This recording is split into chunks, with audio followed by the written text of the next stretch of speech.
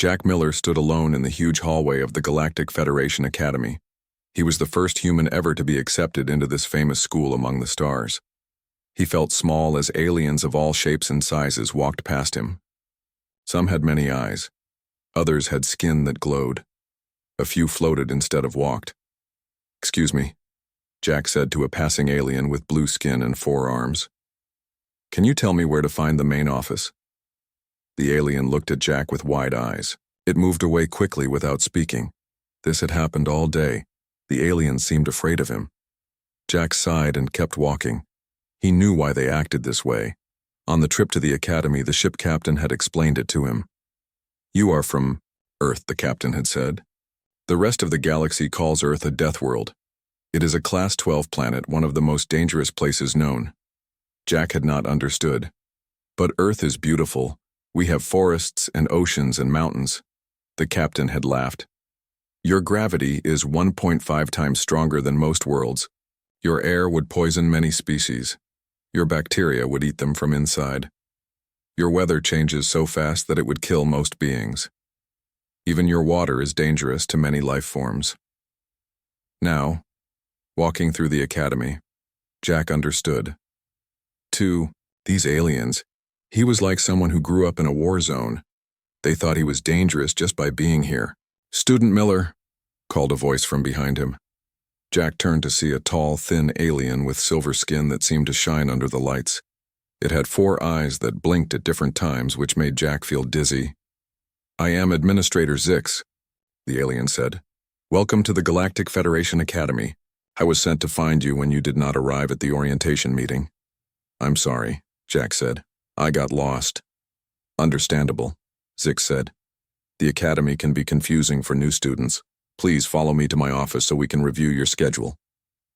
Jack followed the silver alien through the winding hallways. Other students moved out of their way, staring at Jack with what he guessed was fear or surprise. In the office, Zix showed Jack a glowing screen with his class list. "Most of your classes are the same as other first-year students.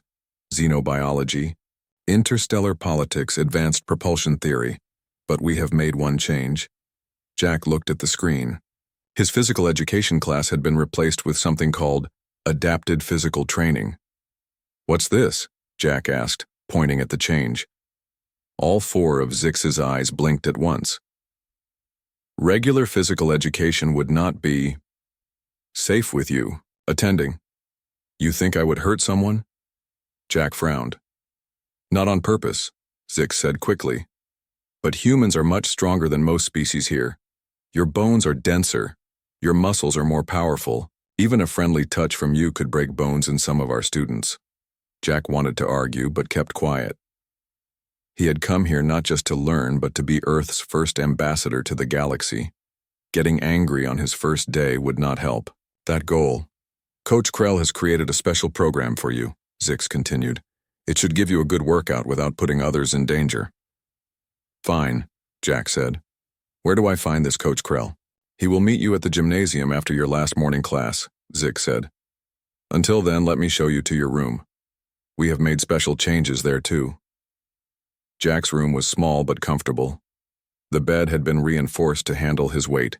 In the lower gravity, the air system had been set to match Earth's oxygen levels. There was even a small plant from Earth in a pot by the window. "We want you to feel at home," Zix said. "You are an important first step in relations between Earth and the Galactic Federation." After Zix left, Jack sat on his bed and looked out the window at the strange stars. He wondered if coming here had been a mistake. How could he fit in when everyone saw him as a monster from a nightmare world? His thoughts were interrupted by a soft knock on his door. When he opened it, he found a small alien with green, plant-like skin waiting outside. "Hello," the alien said. "I am Lily. I live in the room next door. I wanted to welcome you." "You're not afraid of me?" Jack asked in surprise. Lily's leaves rustled in what might have been a laugh. "My people evolved on a world with acid rain and predators 3 times your size. I know what it's like to be from a tough place." For the first time since arriving, Jack smiled. "Would you like to come in? I have a lot of questions about this place." And I have questions about Earth, Lily said, stepping inside. Is it true your world has moving water that falls from the sky? You mean rain? Yes, that's normal on Earth. Amazing. Lily's eyes widened. On my world, the rain would burn through your skin. Your planet sounds fascinating. They talked for hours. Lily explained how the academy worked, which teachers were nice and which ones gave too much homework. Jack told her about Earth's forests and oceans, about snow and rain, about animals and plants. Maybe being from a death world isn't all bad, Jack said as Lily was leaving. At least it makes me interesting. Just wait until physical training tomorrow, Lily said with another leaf rustle laugh. Coach Krell has never trained a human before. I think you will surprise him. After she left, Jack felt better. Tomorrow would be hard. People would still stare and whisper. But now he knew he could make friends here. He wasn't just a monster from a dangerous world. He was Jack Miller from Earth, and he was ready to show the Galactic Federation what humans could do. Jack Miller walked into the academy gym for the first time. His eyes grew wide. The room was huge, bigger than any gym he had seen on Earth. The ceiling was at least 50 meters high. Different sections had strange equipment he did not recognize. In one area, students floated in the air, moving through floating rings. In another, aliens lifted weights in what looked like extra gravity. Some areas had strange colored mists or glowing fields. You must be the human, said a deep voice behind him. Jack turned around. A large orange alien stood there. He had rough, scaly skin and a row of colorful feathers running from his head down his back. He stood on two legs like a human but was much wider. His arms ended in hands with sharp claws. Yes, sir, I'm Jack Miller, Jack said, trying to sound confident. I am Coach Krell, the alien said. I will be in charge of your physical training while you are at the academy. Jack noticed other students watching them from a distance. They whispered to each other and pointed at him. Have you studied humans before? Jack asked. Only in theory, Krell said. Your species is quite rare in space. You are the first human to attend the academy. Krell walked around Jack, looking him up and down. Your build is solid, good muscle tone, but your skin seems very thin and soft. It's tougher than it looks, Jack said. Krell made a sound that might have been a laugh. We will see. On Earth, how did humans hunt? The question surprised Jack. Well, thousands of years ago we would chase animals until they got too tired to run anymore. We called it persistence hunting. Interesting, Krell said. Most species in the galaxy evolved to be very fast for short times or very strong in bursts. Few have your kind of stamina. By now, a small crowd of alien students had gathered to watch. Some looked curious. Others seemed worried. What will I be doing in class? Jack asked. The administrator told me I couldn't join regular gym class. For now you will train separately, Krell said. I need to understand your abilities before we decide if you can safely train with others. Krell led Jack to a section of the gym that had been cleared out.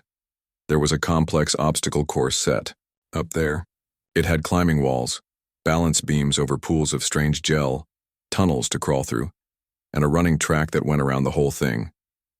This is a Draxian Special Forces training course, Krell explained. It was designed for elite soldiers from high-gravity worlds. It should be challenging even for a Deathworlder like you. Jack looked at the course. It did look hard, but not impossible. Back on Earth, he had done similar obstacle courses in sports competitions. What's the record time? Jack asked. A Centurion soldier completed it in 12 minutes and 17 seconds, Krell said. But I do not expect you to finish it at all, just try your best. Jack felt a flash of anger. The coach didn't think he could even finish the course? He would show them what a human could do. I'm ready when you are, Jack said. Krell seemed surprised by Jack's confidence. He pulled out a small device. This will track your vital signs and performance. Begin when you hear the signal. A loud tone sounded and Jack ran to the first obstacle, a climbing wall made of some kind of metal with very few handholds. He found places to grip that others might miss and pulled himself up quickly. His years of rock climbing on Earth helped him. From the top, he could see the rest of the course laid out before him. He jumped down to the other side and moved to the next challenge, platforms floating at different heights that he needed to jump between. "Look how high it can jump," he heard an alien student say. Jack focused on the task. The Academy's gravity was lighter than Earth's, making the jumps easier than they looked. He crossed the platforms quickly and moved to a section with narrow tunnels. The tunnels were a tight fit, but Jack crawled through them as fast as he could. Next came a pool filled with thick, blue liquid. Jack didn't know if he could swim in it, but he jumped in anyway. The liquid was dense and hard to move through, but he pushed forward with strong strokes. When he climbed out, he was wet and blue, but still moving fast. The final section had changing gravity that pulled him in different directions as he ran. It made him feel sick, but he kept going, adjusting his balance with each step. When Jack crossed the finish line, he was breathing hard and sweating, but he felt good. He looked at Coach Krell for his reaction. Krell was staring at the small device in his hand. All four of his eyes were wide open. "Is something wrong?" Jack asked as he caught his breath. "You finished the course," Krell said, sounding shocked. "Well, yeah. That was the point, right? You finished in 6 minutes and 43 seconds, Krell continued. "That's less than half the previous record." Jack hadn't expected that. He knew he was doing well, but breaking the record by that much?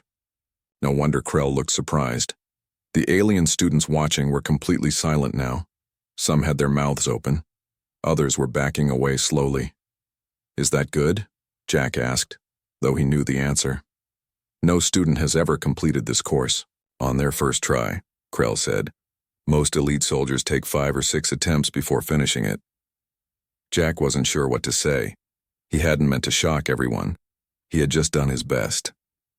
"Maybe the course isn't as hard as you thought," he suggested. Krell shook his head. "No, human, the course is very difficult. You are simply more than we expected." "What happens now?" Jack asked. "Now," Krell said, "we design a more difficult challenge."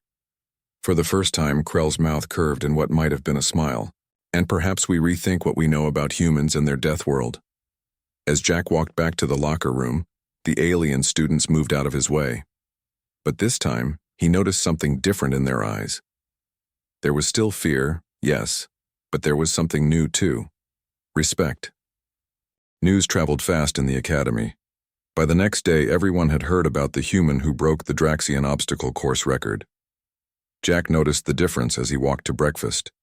Aliens still moved aside for him, but now they watched him with new eyes. "Jack, over here," called a familiar voice. Jack saw Lily waving at him from a table in the corner of the dining hall. Jack got his food tray and joined her. The food looked strange: purple cubes, blue paste, and something that looked like moving green jelly. But his orientation packet said it was all safe for humans to eat. "Everyone is talking about what you did yesterday," Lily said, her leaves rustling with excitement. "No one can believe you finished the course so fast."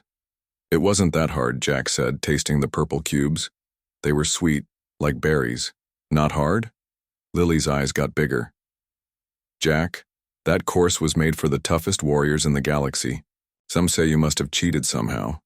Jack frowned. "I didn't cheat. I just did my best." "I know that," Lily said. "But many here have never met a human. They don't understand what you can do." A tall, blue alien stopped by their table. "You're the human, right? The Deathworlder?" "My name is Jack," he replied. "I'm Zahn, captain of the athletic team," the blue alien said. "Is it true what they say, that you broke the course record without even trying?" "I was trying," Jack said. "But yes, I finished it faster than expected." Zahn nodded slowly. "Interesting. Very interesting." He walked away without saying more. "What was that about?" Jack asked Lily. "I think he's worried," Lily said. "Zahn has won every athletic competition for the past 2 years. Now you're here." After breakfast, Jack went to his morning classes. In xenobiology, they studied the different ways species had evolved across the galaxy. In interstellar politics, they learned about the history of the Galactic Federation. Jack found it all fascinating, but he was most excited about his next physical training session. When Jack arrived at the gym that afternoon, he was surprised to see at least 50 alien students watching from the sidelines. Coach Krell stood in the center with a serious look on his face. "Ah, Miller. Right on time," Krell said. "Today we will test your strength and endurance more thoroughly." Krell had set up several new stations around the gym. One had heavy weights. Another had running machines. A third had what looked like a fighting ring. "We will start with basic strength," Krell said, pointing to the weights. "These are calibrated for a standard Class 5 world. Let's see what you can lift." Jack approached the weight station. The bar looked much heavier than ones he had used on Earth. He tried to lift it but could barely move it. "That weighs the same as a small vehicle," Krell explained. "No one expects you to lift it completely." Jack took a deep breath and tried again. This time he focused all his strength. Slowly the bar began to rise. Jack's arm shook with effort, but he managed to lift it to his waist. Krell's eyes widened. Impressive. Most species would need powered suits to move that much weight. Next, they went to the running machines. "These are set to mimic different planetary conditions," Krell explained. "We'll start with standard gravity and increase from there." Jack began running. It felt normal at first, like jogging on Earth. Then Krell turned up the gravity. Jack felt heavier, like someone was pushing down on his shoulders. Still, he kept running. "He's at 1.2 gravity now," Jack heard Krell tell the watching students. "Most of you would be crawling at this level." Krell kept increasing the gravity. At 1.5, Jack's legs burned with effort. At 1.7, he was gasping for breath. At 2.0, he finally had to stop. 2 times standard gravity, Krell noted. Far beyond what most students could handle. The audience had grown larger. Jack saw Zahn watching from the front row, his face hard, to read. "For the final test," Krell said, "we will examine your combat reflexes." Jack frowned. "I'm not here to fight anyone." "Not actual combat," Krell explained. "This is a reflex test. The system will project targets that you must try to hit. It measures speed and accuracy." Jack stepped into the ring. Glowing dots appeared, in the air around him. When they turned green, he was supposed to touch them. When they turned red, he had to avoid them. The test started slowly but quickly sped up. Soon green and red targets were appearing all around Jack. He twisted, turned, jumped, and ducked to hit the right ones and avoid the wrong ones. His heart pounded in his chest as he moved faster and faster. When the test finally ended, Jack was breathing hard and covered in sweat. The gym was completely silent. Jack looked around and saw that the audience had doubled in size.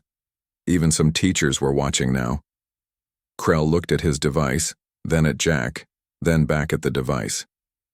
"Is something wrong?" Jack asked. "Wrong?" "No," Krell said, "but your results are unexpected." "How did I do?" "Your reaction time is 50% faster than the Academy average," Krell said.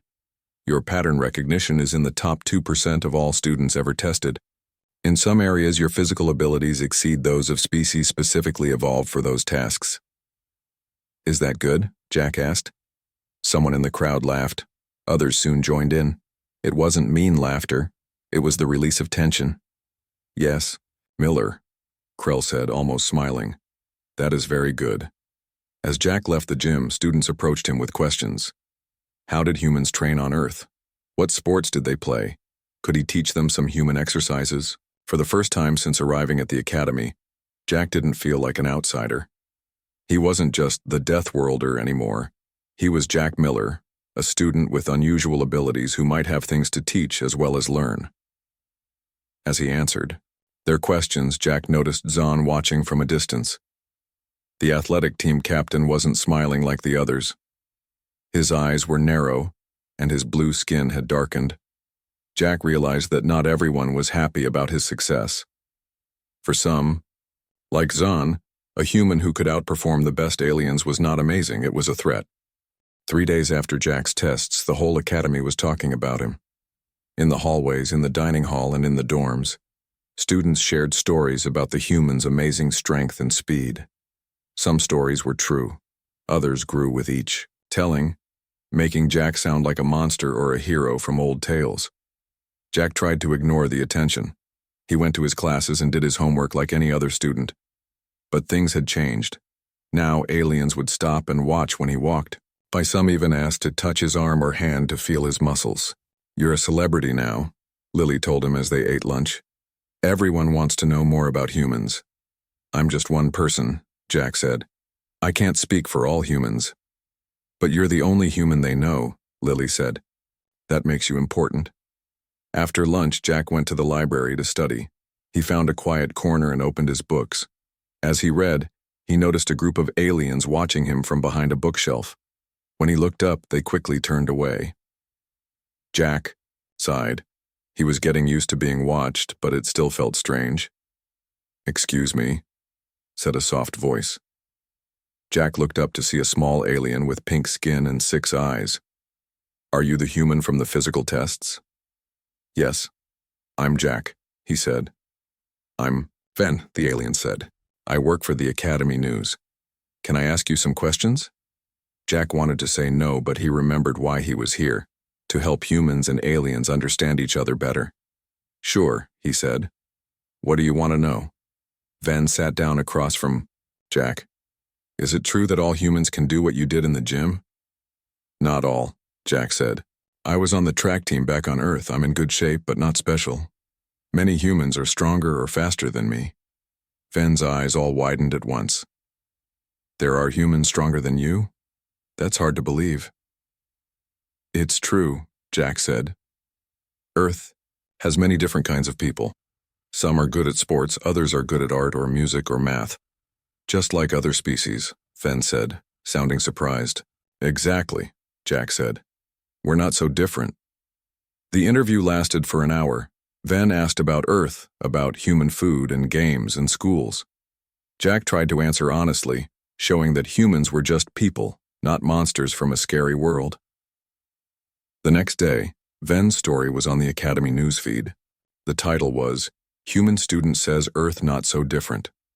Many students read it. Some came up to Jack to ask more questions. Others invited him to sit with them at meals. Not everyone was friendly, though. Zahn and his friends from the athletics team still watched Jack with cold eyes. They didn't like that a human was getting so much attention. When Jack arrived at the gym for his next training session, Coach Krell was waiting with a serious look on his face. "Miller, we have a visitor today," Krell said. He pointed to a tall alien in a fancy uniform. "This is Dean Zerrell, the head of the academy." Jack had seen the dean at the welcome ceremony but had never spoken to him. The dean was tall and thin, with shiny scales and 6 arms that moved with perfect control. "Mr. Miller," the dean said, "your performance has caught my attention." "Yes, sir," Jack said, not sure what else to say. "Coach Krell has shown me the data from your tests," the dean continued. "Very impressive. But tests are not the same as real interaction." "What do you mean, sir?" Jack asked. "I think it's time we tried something new," the dean said. "I want you to join the regular physical education class tomorrow." Jack was surprised. "But I thought that wasn't allowed. They said I might hurt someone." "We will take extra safety steps," the dean said. "But there is much educational value in seeing how a human works with other species." Coach Krell looked unhappy. "I advised against this, Dean. While Miller has shown good control, mistakes can happen." "I understand your concerns," the dean replied. "But separation is not the answer. If we want true understanding between species, we must take some risks." Jack thought about it. This could be his chance to show everyone that humans could work well with aliens. But what if something went wrong? "I'll be careful," Jack promised. "I don't want to hurt anyone." The dean smiled, his scales changing color slightly. "Excellent. Tomorrow's class will be playing a game called Capture the Banner. It's a team sport that exists in some form on many worlds, including Earth, I believe." Capture. "The flag?" Jack asked. "We have that game on Earth. 2 teams try to steal each other's flag." "Similar, yes," Coach Krell said, "though our version has some interesting challenges." After the dean left, Krell explained the rules to Jack. 2 teams would try to capture each other's banner while protecting their own. Players could be frozen if tagged in enemy territory, and could only move again if a teammate tagged them. The playing field has different zones, Krell added. Some have higher gravity, others have different air or temperature. Teams must plan for these challenges. Jack nodded. The game sounded like fun, but also a good test of how well he could work with others. Word about Jack joining the regular class spread quickly. By dinner time, everyone was talking about it. Some students were excited, others were worried. Lily found Jack in the dining hall. Is it true? You're playing Capture the Banner tomorrow? Yes, Jack said. The dean thinks it's a good way to show that humans can work with other species. Be careful, Lily said. Zahn will be in that class. He's the best banner player in the academy, and he doesn't like you very much. I'm not trying to make enemies, Jack said. I just want to fit in. I know, Lily said. But not everyone sees it that way. Some think you're here to show how weak other species are compared to humans. That night, Jack couldn't sleep. He kept thinking about the game tomorrow. What if he accidentally hurt someone? What if Zahn tried to make him look bad? What if he failed and made things worse for future humans who might come to the academy? Finally, he got up and looked out the window at the strange stars. He had come here to learn and to help others understand Earth. Tomorrow would be his biggest test yet, not of his strength or speed, but of his ability to work with those who were different from him. Jack knew one thing for sure. No matter what happened in the game, the real challenge was showing the galaxy that humans weren't just Deathworlders to be feared. They were people who wanted to be friends. The day of the Capture the Banner game arrived. Jack woke up early feeling both excited and nervous. This was his chance to show everyone that humans could work well with other species. When Jack entered the gym, it seemed like the whole academy was there. Students packed the viewing areas. Even teachers had come to watch. Jack saw Lily in the crowd. She waved and gave him a thumbs-up sign she had learned from him. Coach Krell stood in the center of the gym. Next to him were 30 students divided into two teams, 15 wearing blue bands and 15 wearing red. Miller, Krell called. You will be on the blue team. Jack walked over to join his team. Some of the blue team members looked nervous. Others seemed curious. None of them moved away from him, which Jack took as a good sign. Today's class will play Capture the Banner, Krell announced to everyone. Each team has a banner at their base. The goal is to capture the other team's banner while protecting your own. Krell explained more rules. If players were tagged in enemy territory, they were frozen until a teammate tagged them. The playing field had different zones with changed gravity, air, and temperature that teams had to plan for. Teams have 5 minutes to plan, Krell said. Then the game begins. Jack's team gathered in a circle. No one spoke at first. Then a cat-like alien with 6 legs stepped forward. I'm Mira, she said. I'm the team captain. She looked at Jack. What can you do, human? Jack was glad for the direct question. I'm strong and fast by your standards. I can handle most gravity changes. I'm good at running for a long time without getting tired. Mira nodded. Good. We need a strong defender for our banner. Another teammate, a round alien with long arms, spoke up. But shouldn't we use his speed to capture their banner? Zahn is on the red team, Mira said. He will expect us to use the human that way. The team talked more and made a plan. Jack would guard their banner while faster teammates tried to circle around the sides. If the red team sent many attackers, Jack could hold them off while his team captured the enemy banner. When the 5 minutes ended, both teams took their positions. Jack stood near the blue banner, ready to defend it. He saw Zahn on the other side, watching him with narrow eyes. A loud sound marked the start of the game. Both teams moved fast. The red team sent 3 players straight toward the blue banner. Jack got ready to stop them. The first red player to reach Jack was surprised by his speed. Jack tagged him before he could dodge. The second tried to run around Jack, but Jack was faster and tagged him too. The third player was Zahn. He moved with amazing grace, almost flowing around Jack's attempts to tag him. But Jack stayed between Zahn and the banner, not letting him get close. You're better than I expected, Deathworlder, Zahn said as they circled each other. My name is Jack, he replied. Jack noticed that most of the red team was attacking the blue banner. That meant their banner had few defenders. He caught Mira's eye across the field and nodded toward the red banner. Mira understood. She signaled to two teammates, and they ran toward the red banner while Jack kept the attackers busy. Zahn saw what was happening and tried harder to get past Jack. He jumped into a low-gravity zone that made him float higher. Jack followed, pushing off the ground with just enough force to reach Zahn without floating away. "How did you do that?" Zahn asked, surprised. "Most people use too much force their first time in low gravity. We have training simulations on Earth," Jack said as he tagged Zahn, freezing him in place. With Zahn frozen, Jack had an easier time stopping the other attackers. The red team kept sending players at the blue banner, not realizing it was a trap. Meanwhile, Mira and her team were getting closer to the red banner. Jack entered a cold zone to chase another attacker. The temperature dropped so fast that frost formed on the floor. The attacker slipped and fell. Jack helped him up before tagging him. "Why did you help me?" the alien asked. "Why wouldn't I?" Jack replied. "It's just a game." Across the field, Mira reached the red banner.